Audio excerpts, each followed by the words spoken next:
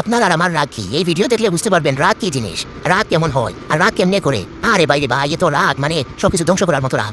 রাগ কিন্তু স্বাস্থ্যের জন্য ভালো নয়। আমরা রাগ করি, নিজেদেরকে ধ্বংস করি, অন্যের কিন্তু কোনো ক্ষতি হয় না। শুধু আমরাই রাগ করি, আমরাই ক্ষতিগ্রস্ত হই, অন্য কেউ কিন্তু ক্ষতিগ্রস্ত হয় না। তাই রাগ করা ভালো না। এমন এমন রাগের সিন এই ভিডিওতে দেখা যাচ্ছে যে আপনি দেখতে পাচ্ছেন যে সব কিছু ধ্বংস করে দেয়। মানে যে জিনিস রাগ করে সেটা লাথি মেরে ভেঙে দেয়, নাইলে হাত দিয়ে ছিঁড়ে ফেলে, নাইলে ভেঙে দেয়, মানে সব কিছু ভেঙে ফেলে। এত রাগ, এত রাগ, রাগ কিন্তু ভালো নয়। এটা অ্যাংরি সিন দেখানো হচ্ছে যে রাগ মেডিটেশন করবেন, তারপর প্রাণায়াম করবেন, যাতে রাগ কন্ট্রোল করা যায়। রাগ কন্ট্রোলে আনার চেষ্টা করবেন। যদিও আমিও অনেক অনেক বেশি রাগী, নিজের রাগই কন্ট্রোল করতে পারি না, বাট অন্যকে খুব সুন্দর পরামর্শ দিতে পারি। এটা আমরা সবাই পারি। আমরা নিজেদেরকে শুধরাতে পারি না, কিন্তু অন্যকে খুব সুন্দর করে ভাষণ দিতে পারি, বক্তৃতা দিতে পারি, অন্যকে বোঝাতে পারি। মানে আমাদের কথা শুনে মানুষ বুঝবে যে আমরা এত ভালো মানুষ। হায় হায়, আমাদের মতো মানুষই হয় না। আমাদের মনে হয় কোনো রাগই নেই, কোনো বদ আচরণই নেই, আমরা কোনো বদমেজাজি না। আমরা খুব ভালো মানুষ, খুব ভালো ব্যবহার করি মানুষদের। কিন্তু আমাদের যারা আপনজন, খুব আপনজন, তারা জানে আমাদের আগুনের মাত্রা কতটা, মানে রাগের মাত্রাটা কতটা। বাট আমরাও জানি যে রাগ খুব একটা ভালো জিনিস না।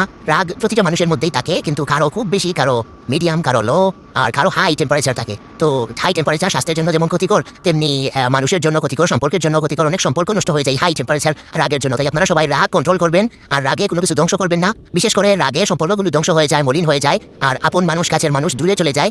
এই রাগের কারণে আমরা নিজেরাই নিজেদের ধ্বংস করে ফেলি, এই রাগের কারণে। তাই রাগকে সংযত করা, কন্ট্রোল করা আমাদের নিজ নিজ দায়িত্ব। আমরা চেষ্টা করবো রাগকে কন্ট্রোল করা আর সংযত রাখার নিজেদেরকে। আর ভিডিওটা ভালো লাগলে লাইক কমেন্ট করবেন। Thank you.